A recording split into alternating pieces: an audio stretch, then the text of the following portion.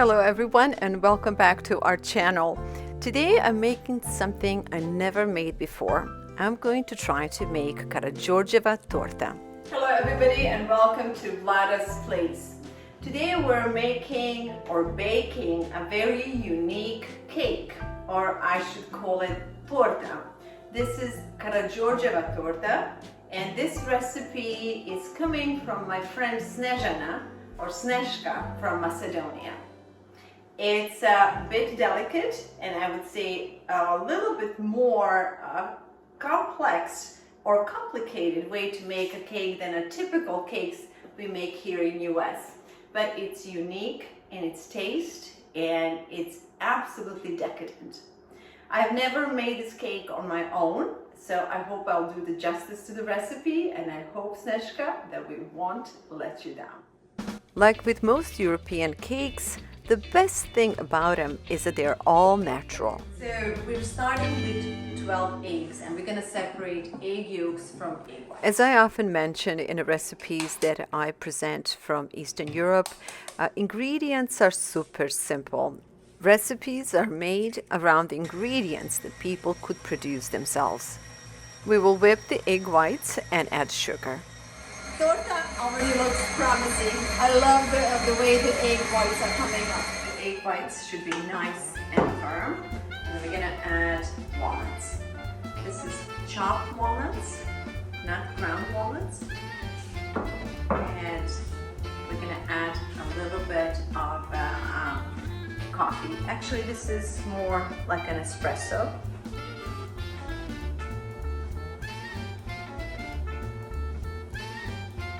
And all that's left to do is to add flour. We have 2 tablespoons of flour in here. Fold the ingredients gently using a whisk.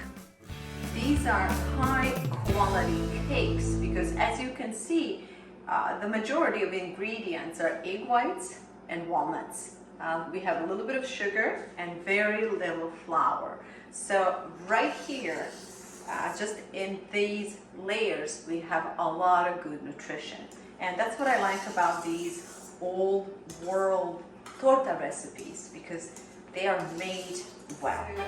Generally, this cake is baked in a big sheet. And mostly people cut them in 3 or 4 pieces and then they will layer them. I just decided to separate them in 4 different baking pans. And I just felt like having a round cake versus rectangular. Just make sure that your baking pan is well oiled and floured. Let's get these in the oven. There are 12 tablespoons of powdered sugar in here. And generally when I steam my egg yolks, just because I like to steam them a little bit longer, I will go ahead and add a little bit of water, maybe like a tablespoon of water. And then I'll work hard to kind of whip this really good, almost to the point when it starts foaming. And then we're gonna bring it on steam. All right guys, now we're gonna steam the egg yolks. And ideally you want to have a bottom dish that fits perfectly the upper dish, which in this case I do not, but it will do. Anyhow, I'm going to continue to mix it, and as the egg yolks heat up, they're going to foam up, and you're going to see in a little bit how nicely this is going to look. Right, guys, you can see it's already starting to foam up, and it's also getting thicker. So once you get the water boiling, reduce it to a little bit lower because you don't want it to be too hot, but you want steam and heat to be nice and steady. And just continue to mix. All right, let's check on the eggs. So since these are egg whites, keep in mind we don't need for them to cook for too long. Basically, once the center is nice and firm, they're basically done. So what I'm gonna do, I'm gonna leave them in for another 2 or 3 minutes, but I am turning the oven, so a little bit longer before I take them out. Okay, this is almost done as well. So the whole point of doing this is to thicken this mixture, but also to cook and pasteurize the eggs. Once the egg yolks are done, we're going to set them on a table to cool because we need them completely chilled before we go to the next step. We'll get the butter going, and again, this is unsalted butter, 250 grams, and this is a room temperature.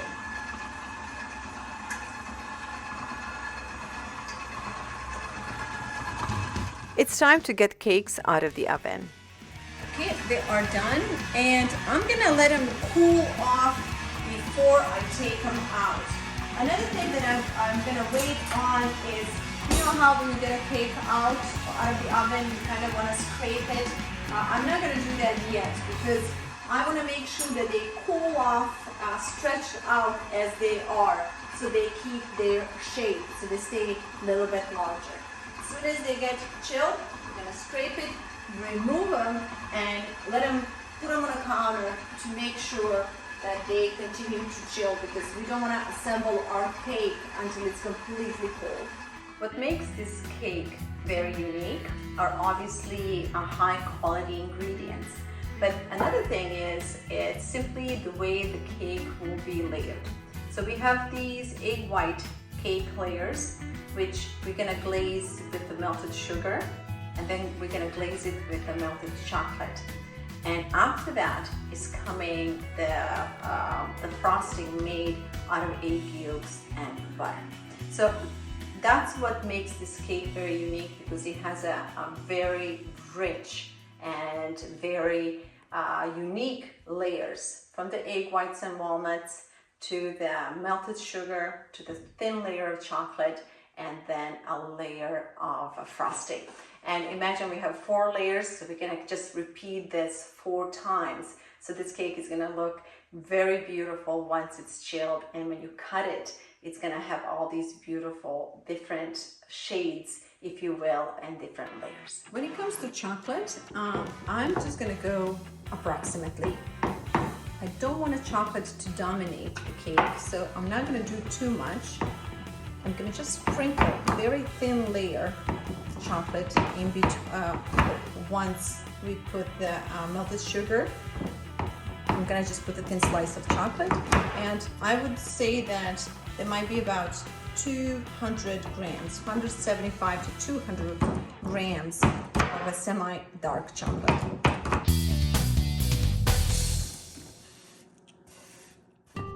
The cake had a chance to chill. We're gonna remove them, and we're gonna put them on the counter, as I said earlier, to so they can continue to chill. Oh, look how beautiful this is coming out. Look at that. Oh, and this feels like a softest blanket. It's so soft. It's very movable, and you can tell on the bottom that what we did with a little bit of butter and flour, that worked. And again, it's moist, but it does keep its shape, and this is exactly what we wanted, because we want our cake to be nice and moist. So that turned out really good. All right, beautiful, just beautiful. Oh my gosh, you know, as a baker, this is the one thing you really appreciate when you bake bread, or you bake cakes, or whatever you bake, is that whatever you made eventually ends up coming out of the baking dish nicely and easily. And this is certainly the case with this. It's just one of those things that I just love making sure I do right.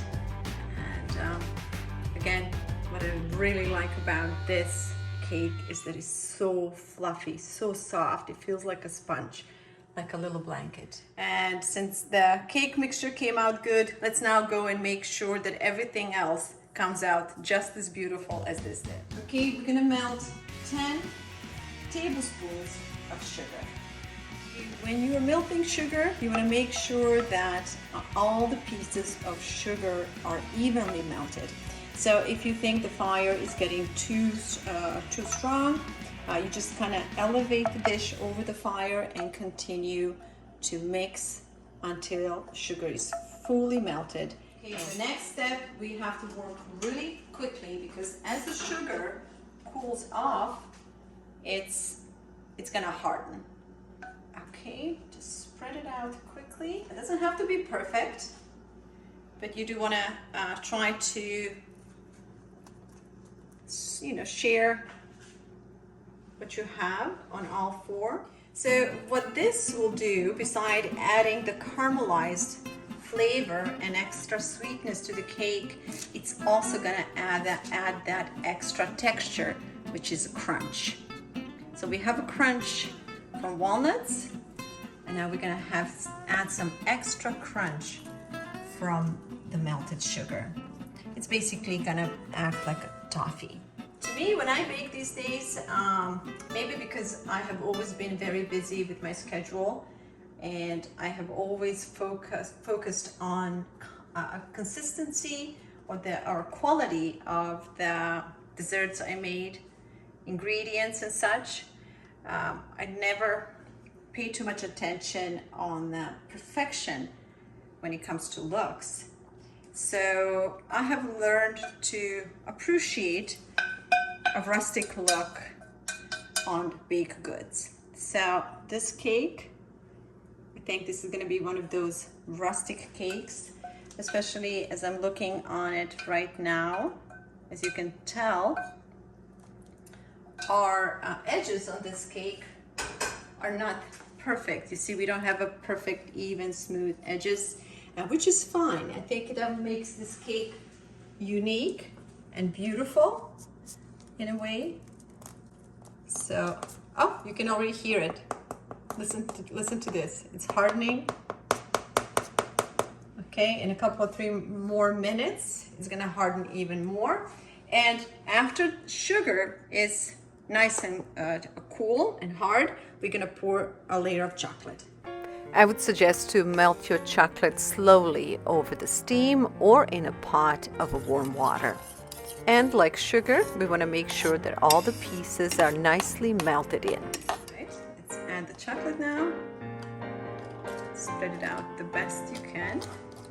In fact, I think I'm going to change the tool to something that's a little bit more flexible. A little spatula like this will work great. Since our cake layers are ready, we can return now to our frosting. The egg yolks are completely chilled and the butter is nice and soft. And now we're gonna assemble the cake. And since I mentioned that this cake kind of looks rustic, we're gonna go ahead and we're gonna set it up on this wooden board.